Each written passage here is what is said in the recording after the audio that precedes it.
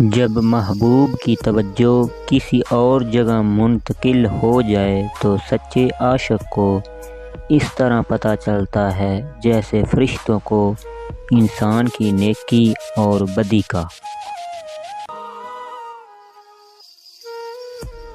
یہاں ہر عورت کو بہو پاک دامن چاہیے، بے شک بیٹے نے 300 جگہ منہ مارا ہو۔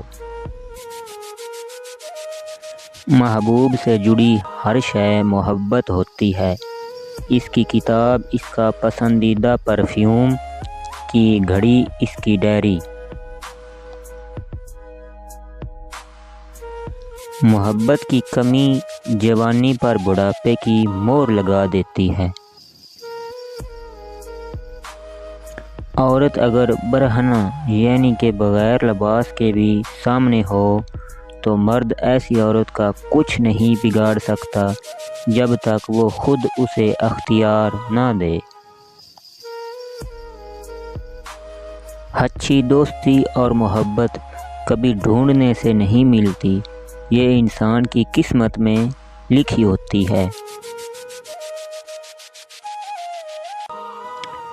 جدائی صرف ان لوگوں کے لیے ہے جو آنکھوں سے پیار کرتے ہیں، جو لوگ دل اور روح سے پیار کرتے ہیں ان کے لیے کوئی جدائی نہیں ہوتی۔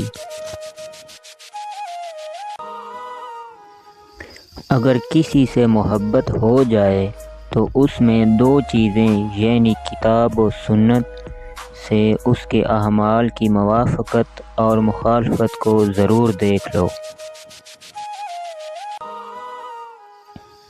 عورت مرکز نگاہ بننا چاہتی ہے لیکن گھورے جانے پر اعتراض ہے اسے۔ ایک جگہ ایسی ہے جو شہوت کی آگ کو تیز کر دیتی ہے اور وہ ہے ایسی سماع یا مجلس جہاں مردوں کے ساتھ عورتیں بھی موجود ہوں اور حاضرین مجلس جوان اور اہل غفلت ہوں، اور ایسی مجلس حرام ہے۔ اگر کسی قوم کو بغیر جنگ کے شکست دینی ہو تو اس کے نوجوانوں میں فحاشی پھیلا دو۔ بھوکے کے پیٹ میں ایک لقمہ جانا یا کسی محتاج کی حاجت روائی کرنا میرے خیال میں مسجد بنانے سے بہتر ہے۔ قوم کا ہر فرد اپنی جگہ بادشاہ ہوتا ہے، کسی بھی شخص کو قومی وقار سے محروم نہ کرو۔ اسلام کا سربلند دیکھنا چاہتے ہو تو دوست اور دشمن کی پہچان کرنا سیکھو۔